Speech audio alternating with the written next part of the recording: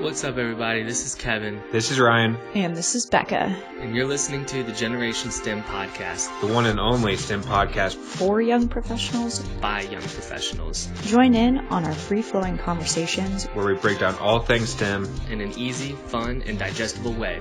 We are GenSTEM.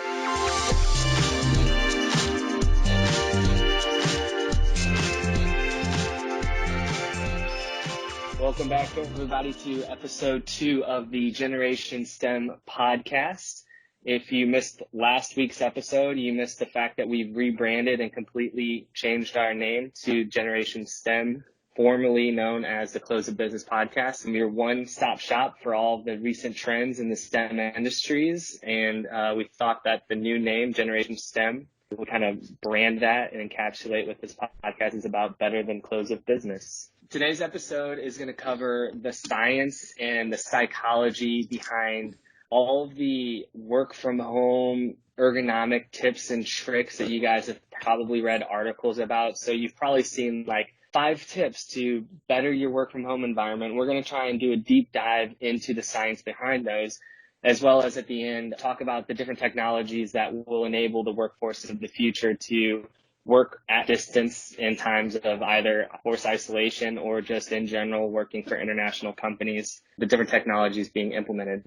Before we get into that, we're going to have a little bit of a warm-up for you. Old listeners of the Close of Business podcast may be familiar with it, but new listeners, you may not. It's called the Can't Lose, Must Win. So the way this is going to work is something that is a can't lose is something that's just on a hot streak right now, something that is firing on all cylinders and doesn't have to be STEM related. We'll try to keep it STEM related, but sometimes it's pop culture related. And then must win is something that's struggling right now, whether that's bad publicity or just needs to get off the bench and start doing some cool things. So we're going to take a turn. Each of us are going to present one, either a can lose or must win. I'll go ahead and get started. So my must win, humanity. Reasoning for that is that was bold. That's a bold start, but yeah. I know we've been around for a while, but right now we're in a must win. Obviously with the pandemic going on, but news that I feel like is not getting the recognition it needs to be getting is that the Pentagon released 3 unclassified videos of UFOs. So pretty crazy this week. I just scrolled by on my timeline. I'm like, wait, what? This was the first time I've seen this. Why am I? So you mean humanity must win because aliens are coming? Yeah, we're under attack essentially. Oh, jeez. You know what? Honestly, just add another problem to the mix. Might as well at this point. I feel like, the timing of this release is kind of funny because, it's just getting brushed under the rug. Honestly, couldn't care less if they're UFOs right now. I'm stuck in my home. What are they going to do? They're going to abduct me. Great. I've been dying to leave this home for a while, so. And they must not have found us that interesting, whoever these UFOs are, because these videos that were released were back from, one was 2004 and 2 of them were from 2015. They were leaked a couple years ago, but this was Pentagon officially unclassifying them. What's the purpose of them releasing? Just because they were leaked and there was no official statement kind of from the Pentagon for a while, and so they just thought this was a way to clear the air, for lack of a better term, I guess. But it's hard to make sense what it is. I mean, it's all at night, so it's these night cams, and you just see a white object that is twisted in the air and moving fast on, one of those jet screens. So you can't even make out what it is. But could be Patrick Mahomes launching a football. Aliens showed up, did some surveillance, and we're like, meh, nothing's worth it here, and then left. Yeah. What about you, Kevin? What's your must win? My must win is going to be doctor offices. And I think we mentioned it on a previous episode, and we are actually recording an episode on Friday regarding it. But the introduction of telemedicine and telehealth screening is absolutely skyrocketing. And obviously, out of the need for people to still see the doctor, but be isolated and not in like a concentrated area where they may contract diseases like COVID. But I think that because of this pandemic, the telehealth industry is going to skyrocket, and the need for doctor offices and traditional visits is on the hot seat. They're not only expensive, but they're inconvenient, long, and in general. So, doctor offices need a must win. Gotcha. Not a good time to be a doctor's office. Heard it from Kevin. Yeah. Heard it from Kevin. My must win this week, pretty lame, pretty straightforward, but man, it's the honest to God truth. I'm going to say me. I need a win this week, you guys. I think I hit my official work productivity wall of being cooped up for the past 2 months. I don't know if you guys feel the same way. I don't know if Mercury's in retrograde. I don't know if there's a full moon. I don't know what happened, but I hit a wall this week. So I don't know if that's just me, but I need a win here, guys. Well, maybe some of these tips and tricks later in the episode can mood up. Right. Maybe it's the fact that I've been working from a bed for the past, 3 weeks. We'll get into the science behind that here later, but that might have something to do with it. You want to go ahead and give your can't lose? Yeah. So my can't lose is booze. Alcohol. I've been seeing a bunch of articles on the internet that talk about the massive spike in alcoholic beverage sales in the United States due to COVID-19. And at the end of March, there was a recorded 55% increase in the total of alcoholic beverage sales. So booze can't lose right now. You know what I'm saying? Booze can't lose. I love that slogan. I'm actually jealous that you brought statistics. I forgot to mention my statistics. Some of the major companies have seen huge increases in the month of March, from anywhere from 50% from one company, and then another company is experiencing a 3,600% increase in the use of telehealth. Holy moly. 3,600%. I wonder if they started out with one customer and now have, 3,600. We'll see. But my can't lose is COVID-19 testing, and a completely in non-political sense, but Black & Veatch just announced I think last week, that they delivered modular testing facilities. They're called Rapid Modular Health System at local hospitals in Kansas City. And what's cool about these is most testing facilities, you either have to go into a doctor's office or a hospital, which is extremely congested and dangerous for people who are predisposed or just don't want to get sick in general, or you have the drive-through testing facilities that are just prop-up tents. They can be succumb to weather threats, and if you don't have a car, you can't really utilize these drive-through testing facilities. So Black & Veatch, together with local area hospitals, have kind of created a solution where they're out of these what look large storage containers, are creating testing facilities for everyone. So yeah, I think that's really cool, increasing the capability of testing. Let's go, BB. Ryan, what's your last minute can't lose? So I don't know how to frame this as a can lose must win, but I'm going to frame it as, since I already gave a must win for humanity, I'm going to do a can't lose, and that's going to be lawn care. And hear me out on this one. So I got a theory, and it came to light with Kevin and I talking before one of our calls the other day. With this quarantine and everyone staying at home, people of all ages are just getting out in their lawns and just going to town on improving their lawn. Gardening. So Kevin and I were just griping on the phone for 30 minutes.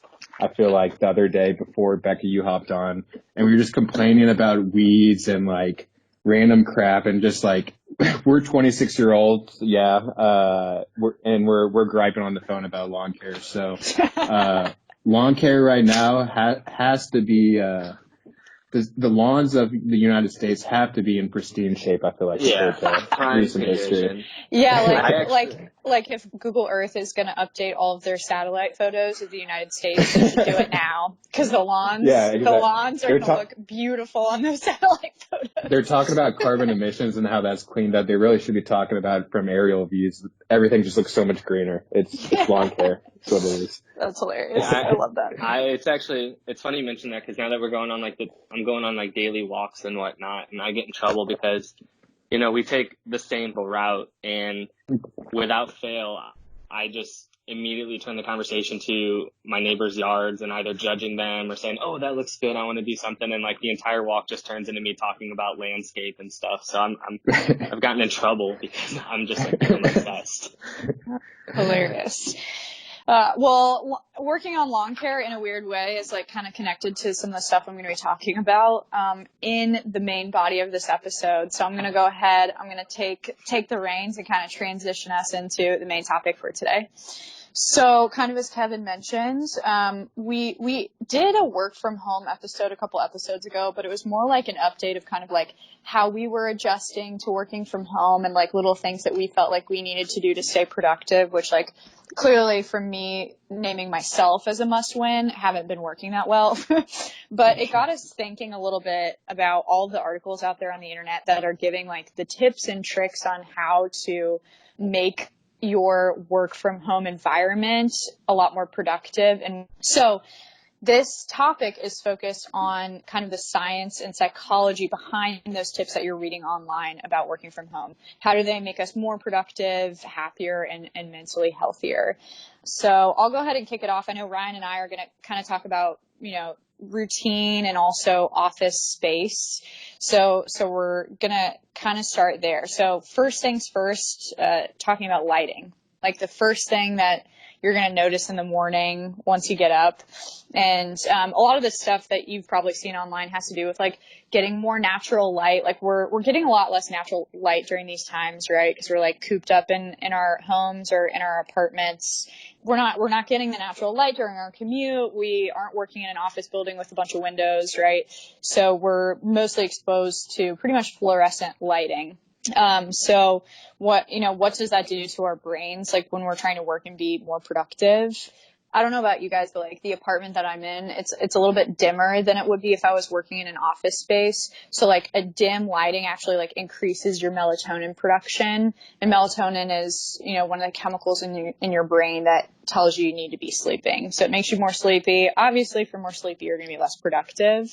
But then also like all of the blue light that we're seeing right now, like I spend a lot of my time looking at my computer when I'm in the office and stuff too, but now it's just like I'm only looking at my laptop. I'm spending way more time like watching TV and stuff like that. And the combination of like blue lights and fluorescence can end up decreasing your melatonin production. So that's going to like disrupt your ability to go to sleep, which is going to disrupt your sleep cycle and stuff like that.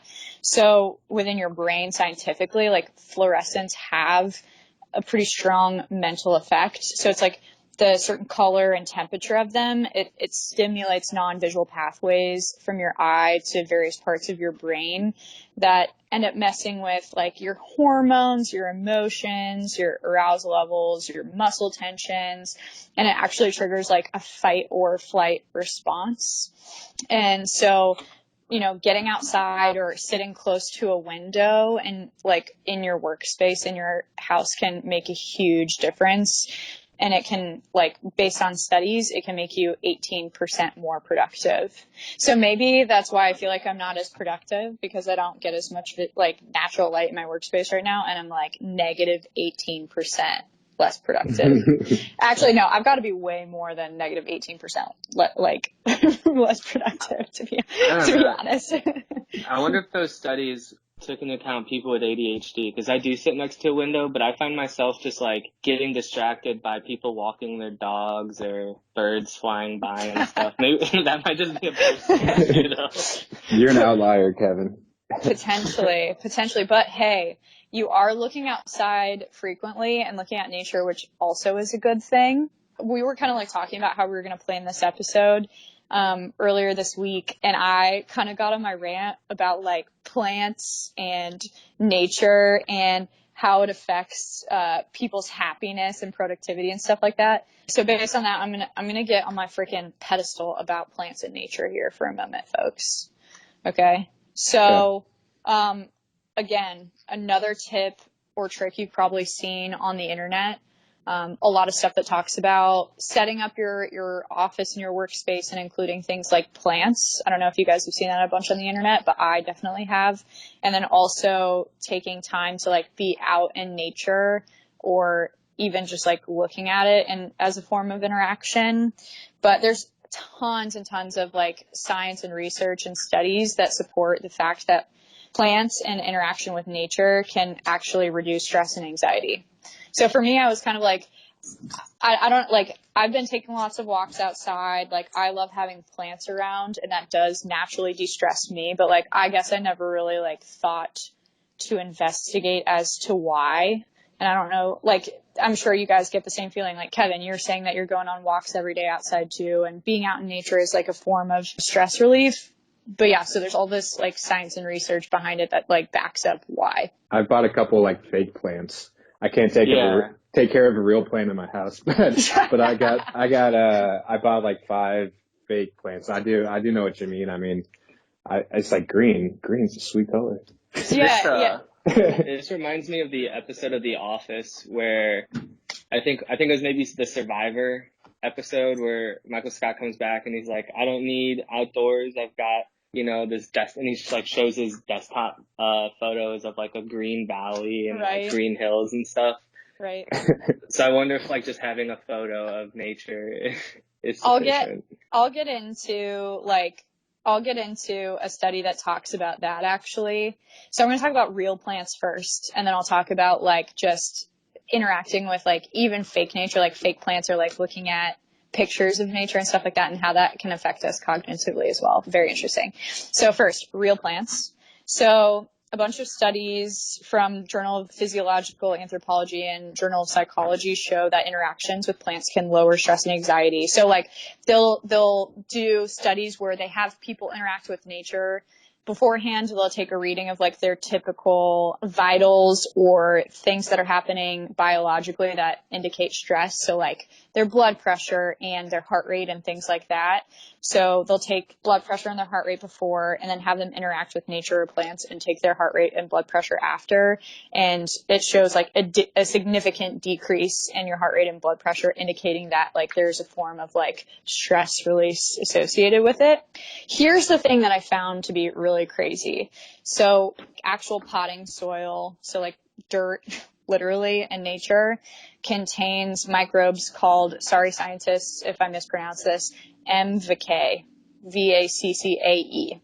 So it's a type of microbe that you can ingest and inhale, but also just like interacting with it can still have certain effects on your body. So it actually activates serotonin releasing neurons in the brain. So if anyone knows what serotonin is, it's a good thing. It's like the chemical in your brain that makes you happy, the happy chemical. It boosts your mood. Like that's Psych 101 basic stuff. And interestingly enough, it activates the same nerves in your brain that are targeted by the drug Prozac. If you guys know what Prozac is, it's supposed to help stimulate serotonin and like boost your mood, kind of like an anti-anxiety or anti-stress medication. And so this is like you interacting with dirt. literally you interacting with like live nature and like soil. Like so hugging crazy. a tree. Yeah, like you can ingest tree these, huggers. literally you can ingest these microbes. It's nuts. It kind of funny, like side note, I read an article that was literally titled "Is Dirt the New Prozac?" and I kind of giggled. So felt like it was pertinent. What about eating a salad? Same thing. Like plants play such a huge role in so many respects, like both with just interacting with nature and then also like eating and ingesting plants, because they end up providing certain microbes that your body needs. So being inside of like a house that you're not leaving very much, you have limited exposure to nature, being outside, so there's less diversity in the bacteria in the air, therefore less diversity in our gut microbe. I don't know if you guys are like kind of into reading about health and diet and things like that. but your gut microbiome is like one of the most important things for your overall health, including your cognitive capabilities. So like your probiotics that you take, you know, or your like prebiotics, things like that, eating plants as foods also contribute the diversification of bacteria that we need in our body, but it's also stuff that's like we can also consume or inhale through the air too. So having plants, like, it cleans out toxins in the air in your home, and then it exposes you to a more diverse bacteria that's going to be really good for your gut. And then also, like I said, that's why it's important to ingest plants as well. Eat your veggies, basically. So Ryan, you also mentioned like you got a bunch of fake plants for your house, and like how could that potentially affect your overall like well-being in your environment as well. And I read this study that was conducted in the UK, but researchers gave students like a computer task, and then it was broken up midway through a 40-second break looking out of the window at either city rooftops at bare concrete, or the other half was looking out into like a meadow or plants. So not even like plants that they could like interact with, like they could be fake plants. And so after the break, they like went and they studied how they ended up executing the computer task. And the ones who looked at nature literally through a window had significantly fewer mistakes and could concentrate for longer too. So Ryan, you're making yourself focus more, and you're making less mistakes because you bought those fake plants. That's what science says. So last thing I saw was a lot of information talking about like your work environment and like trying to find places ergonomically that were good for you. And like the main point was don't work from your bed. And remember when I said I've been working from my bed for like 2 weeks straight now, which is not good, and is probably part of the reason I haven't been as productive.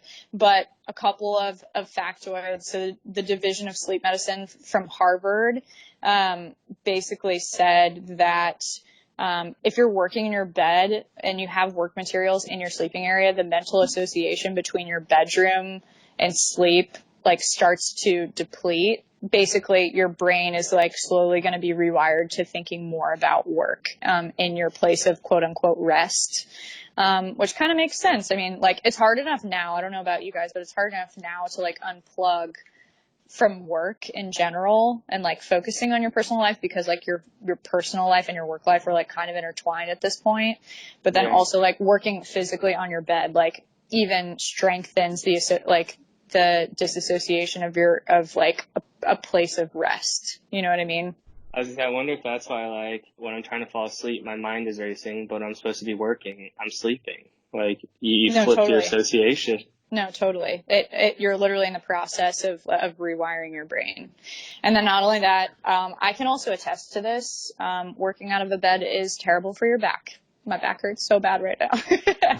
Like just from a discomfort level, but also exertion for regular tasks, like getting up and grabbing things. And like, it's an inefficient workspace, and it's like more effort to get up and get out of bed physically than it is to like shift in your desk. So don't recommend it, people. I always wonder, like, the whole, like, oh, we're getting old, and that's because, like, our body is aching, and, like, oh, my back hurts. But I wonder if it's just because it's not that we're getting old. It's just that when you get old, you start transitioning to a workplace and sitting in front of a desk, and you're just ergonomically destroying yourself. So I've always wondered, like, it's not you're getting old. It's that you're now at a stage in life where you're putting yourself in a very terrible position every single day for a majority of that day. And that's what takes a toll on your body. And it's just like compounding pressure in the wrong places. Yeah, totally. That'd be interesting to see like health results of someone who had an active job where it's not, office related versus someone who was sitting down. Right. Maybe a future episode, who knows? I have noticed, like, I do want to say, like, I have the standing desk in the office, and now I don't have that, and I'm being forced to sit. And I have noticed, like, my wrists hurt from being, like, in weird positions. You know how you have to have, like, your elbows at a certain 90 degrees, and, my neck is a little strained from, like, looking down at my monitors. It's just, and sitting down in general is just absolutely terrible. Yeah, for sure. So Becca kind of just last touched on your place of rest and your sleep, and so that's I think perfect for kind of me to talk about what I researched. So I'm someone who's very routine oriented, and I think most engineers or people in the STEM industry probably would classify themselves as pretty routine oriented. Yeah. So one of the big things that has changed is your morning routine. So I did some research on when's the proper time to wake up, and once you are awake, how to get into the work mindset. So a lot of us have a commute to work, and you don't really realize how valuable that time is, because a lot of us want to set our alarm as close to when we want to get up and work. And I know one of us mentioned, you wake up off your alarm and you're at your desk within 5 minutes and you're trying to work at least. Morning sleepiness, kind of waking yourself up, that's a real thing. So it's called like sleep inertia, and it's essentially the state when you're transitioning to a waking up phase. So when you're awake, you have your active and focused stage of your brain, and that's like a mode, and you have a non-focused mode, and that's kind of just doing distracting activities. And so when you first wake up, your brain has a tougher time transitioning between those two, kind of actively firing off certain neurons in the brain. So that's kind of what that sleep inertia, or kind of the waking up phase is called, and that typically lasts 30 minutes. So that's like exactly what I was talking about, how your commute to work is important and how giving yourself time to mentally wake up is important. So that kind of led me. I feel like that lasts more than 30 minutes for me. Maybe my brain is just like, it takes me like an hour to be like. Well, they did say, and that's exactly what I was going to lead into next, is they said it varies person to person, but it also varies based off of when you wake up. So this was what I was going to touch on next, but is your sleep cycle. So a lot of us have probably heard of your REM cycle, which is rapid eye movement, and that's like your deepest sleep. There's different stages before you get into REM, but REM is your deepest sleep, and that's usually in like a 90-minute cycle, and you go through multiple of those during the night. But the research shows that you actually should try to get either 7.5 or 9 hours of sleep, because you want to wake up when you're coming out of your REM sleep right before you go back into a deeper REM sleep. So if you kind of think about a wave, a sine wave or whatever, you want to wake up at the top of the peak instead of the trough. So, there's actually, what I've used for a good amount of time is the Sleep Cycle app, but there's a bunch of apps out there, and it builds on that science, and what it does is I listen to rainfall when I go to sleep, but you put the phone underneath your pillow and it tracks your breathing movements through vibration. And you set a time. So like say you want to wake up between 8 a.m. and 8:30 or 9 a.m. It won't exactly wake you up at 8 a.m. It'll pick a time between that window that you set. And the time it wakes you up is when you're supposed to be the deepest out of your REM cycle. So that's kind of, Becca, what you were saying is like, if you're waking up, you set your alarm, you may be getting the 9 hours of sleep, but you may be waking up at the least opportune time because you're in that deep sleep. So that plays a part into it. So, of course they said one of the things to help you get out of it is caffeine. And obviously, you can have too much of it. A study I showed that like too much caffeine leads to caffeine jitters, which is real. And studies show that that leads to anxiety. So, a heightened sense of anxiety, but they also said like 30 to 60 minutes to reach your peak level of caffeine. So this all kind of builds into the whole thing that I wanted to state is like knowing when to wake up, giving yourself time to wake up before you start work, like actually has a prolonged effect on how your day is going to turn out. My second thing I want to talk about is dressing up from work from home. So I feel like I've been personally victimized by the memes that are out there. Like if you're a guy who dresses in jeans while still working from home, you're a serial killer or something like that. Like, personally victimized over here because I am that guy. And they're going to be playing this recording in court 15 years from now. And then it's also going to be the documentary. So I'm just saying. You can't cut up this recording. You have to play the whole whole soundbite. I am someone who wears jeans at home, not someone who is the other thing that may have been mentioned. And I got some proof on why this is important. So it's all about the same routine type of thing. So there's been a lot of study going on, and this is a little less scientific and hard numbers, but it's more psychologically driven. Mm-hmm. But from a psychological standpoint, kind of Becca, what you're saying about if you're in bed, your mind's thinking about sleep. Same thing with a lot of people working from home. They've been wearing sweats or sweatshirts just because that's comfortable and, it's the easiest thing to put on. But similar to the bed, wearing comfy clothes puts you in that psychological mindset that you're relaxed and you're not productive. So a lot of psychologists have recommended, it doesn't have to be a full suit. I'm not talking wearing a tux while you're sitting at your desk, but something in to give you a little more preppiness, for lack of a better term. But also, too, they said it gives you like a sense of control, and people feel more competent when they have a sense of control. And I mentioned this when we were prepping for the interview the other day, but my girlfriend and I were watching a Grey's Anatomy show, and there was a scene before surgery, and all the doctors in the OR room, I believe it was OR room, but they were standing like a Hercules pose, like they were all stand up straight and their arms on their hips, like they were ready to, I don't know, pose for a statue. But supposedly situations like that where you're posing in like a dominant stance gives your mind psychologically a feeling that, you're in control, and you know what's going on. So yeah, totally. Can't lose is power stances going on. But then as far as one last thing on your dress code from home, there is an important decision when you're making about picking colors for your clothes. So psychologists recommended picking warm colors. And so they classify warm as orange, red, yellow, or reddish purple, because that improves your mood and activity level, which whereas like blue or blue-green is more of a relaxing color. So they actually said, like, if you're feeling down in the dumps, dressing up can kind of bring you out of that because it mentally brings you to a different mental stage. Hot take, I'm wearing like warm colored leggings today and a cool colored quarter zip. Don't ask me why, but I do. So what does that mean? I'm just conflicted. Yeah. You're the optimal level. That's what you are. What does it say about people who wear one pair of sweatpants a week? You're probably wearing dirty sweatpants. That's probably what it means.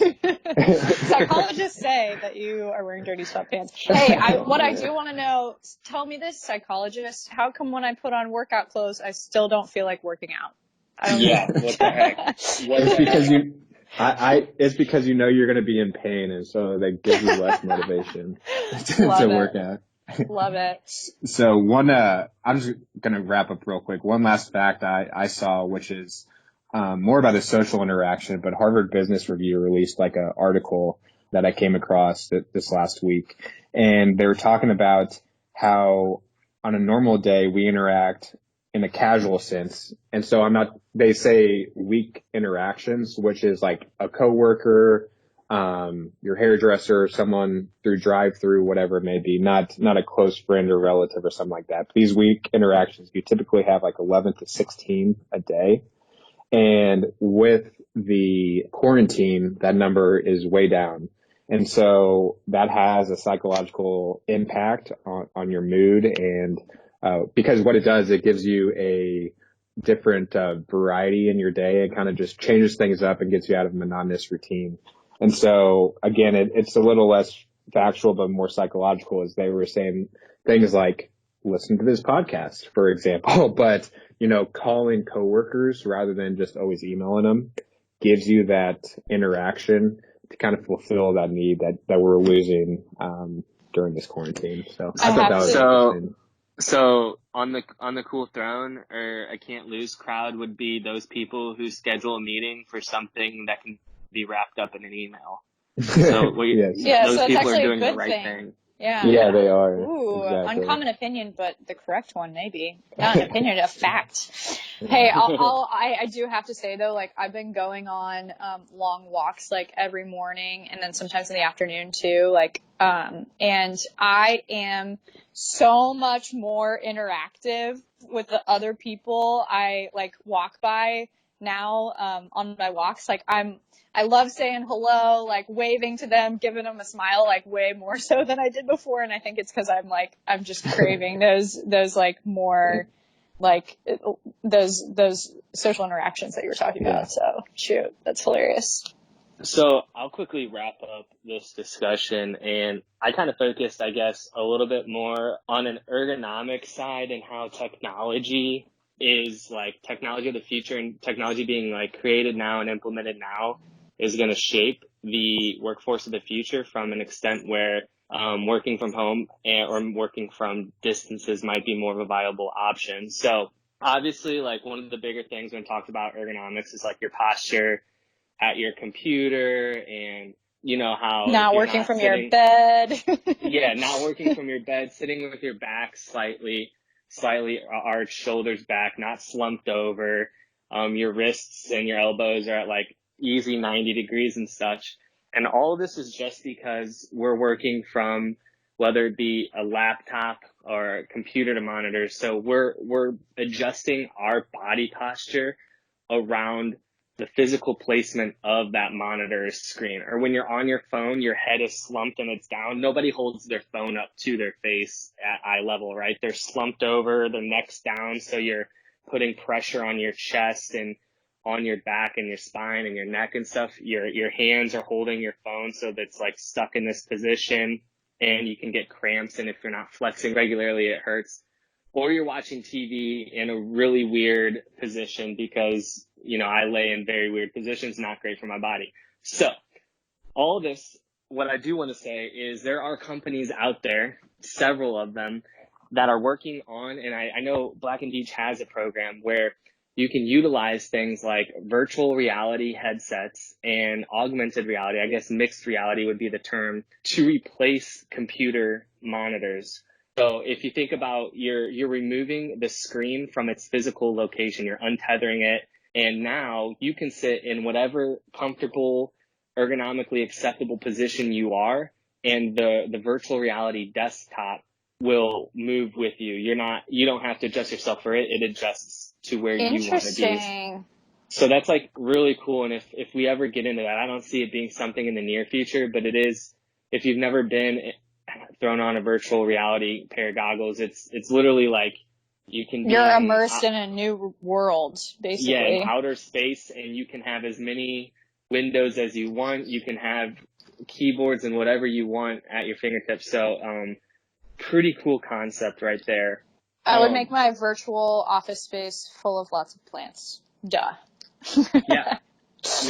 And what's really cool, and I kind of dove into the technology, so I just like saw that, and then I was like, oh, I wonder what other cool technologies there are for this whole like work from home thing. And speaking of virtual workspaces, there's actually a company called Spatial that uses Microsoft HoloLenses to create a mixed reality virtual conference room or war room. And if you guys aren't familiar with like what a war room is, it's essentially a room where you and your team can meet and just brainstorm and essentially destroy with ideas, brainstorming, etc.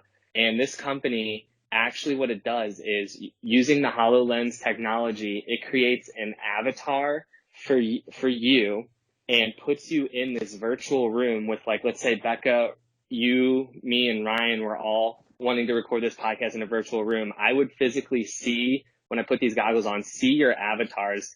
If you were to walk around, it would show you walking around the room because you're wearing the goggles, so you're walking around the same room, kind of like it's a real room. You can do really cool things like say commands, like holding with a mixture of hand postures in front of the HoloLenses and saying commands. You can pull up research or web articles. You can pull up 3D objects from your phone. You can upload photos from your phone through the Spatial app. and it'll throw them into the 3D space. So you're seeing now a 3D object or like a floating 2D picture that you can then move around and put in the virtual room. Like, let's say this wall of the virtual room is going to be all photos and objects relating to this topic, and we throw it over there, and you can write notes on your phone. Like, let's just say, hey, instead of writing on a Post-it note, I'm going to type some text into this app and then send it, and it sends and it creates a Post-it note that you can then put anywhere in that virtual room. And it was just like mind-boggling that you can have these virtual brainstorming sessions where I think the biggest thing that I've been missing from working from home is the ability to physically be present. And if I need to draw something or sketch something or explain a concept of design to somebody, I can't really do that well with just words. Right. And this would give you the ability to physically be there. And that's just incredible. The company's called Spatial, and I think they've got a pretty cool demo. This kind of technology is being utilized by Mattel, the toy maker. So they can do virtual like brainstorming sessions on different toys where they're analyzing a 3D object of the toy in the room, and they're able to walk around the model and turn it, and using this augmented reality, in virtual reality, they're able to like, design these toys, as well as I know oil rigs offshore are using it for maintenance purposes. So instead of having to fly these expertise or these veteran employees out to these oil rigs, they're able to travel there virtually. You can create this virtual room around this object that needs maintenance, and you and this employee that you're training can do your training in this virtual room with this real object in a virtual space and train them, and then you can watch them perform the maintenance on the real object itself. It's just incredible technology. And then you know what, when you were describing it at first, what it reminds me of when you were talking about avatars and stuff, it reminds me of like the Call of Duty like pregame rooms, like when you see everyone's avatar. Yes, and you can exactly. like in the lobby. Yeah, in the lobby. That's exactly why I imagine it as. But That's hilarious. There's also a company called Beam, and they make 5-foot tall robots with kind of like iPads on them, and they allow you to physically like hold a physical presence in a real room. People can see your face using cameras. You can see your surroundings as if you were actually there. You can control it from an app from anywhere in the world. So you can like physically move around the room if you're giving a presentation. So some really cool stuff that I think like that's going to enable this distance working in the future. I've been saying to like everybody I've been talking on the phone with, just both like with clients and internally with my coworkers, is that I'm kind of assuming, and this may or may not be true, but I'm trying to act from the perception of this is the new norm, because I feel like there might be a lot of reasons that drive this, but I think like we're looking at a future where we're going to be working remote and virtually so much more. And I don't know if you guys agree with that, but like hearing about technologies like that just make it seem like it would make it so much more like appetizing to work from home, especially if we're in a world where it's encouraged, Yeah, I don't see it like in the near future. I think this like kind of woke it up, but I think like actual implementation of these technologies lags in the real world. Right. I mean, there will be select few, but for it to be like a common thing, I definitely think, this is a wake up call, but I don't know if I can see it being that close in the future. Like maybe 5 years from now, I think it can be more of a common thing. Well, and we did talk, I mean, so far we've all given our personal experience or like things we've missed about the office. I mean, we don't have those facts in front of you, but I'm sure there are, I don't know, for every fact that you're more efficient at home, I'm sure there's one about working in the office as well, or like things we missed about that interaction. So I'm kind of on Kevin, he's probably moving that way. It kind of accelerated a little bit, but that's pretty sweet though about that technology you're talking about though. Yeah, for sure. Thanks for tuning in today, you guys. For more episodes, find us anywhere you listen to podcasts by searching Generation STEM Podcast. Hit us up on social media at our handle @GenSTEM Podcast, or visit us at our website at genstempodcast.com. As always, stay curious, friends, and tune in with us next time.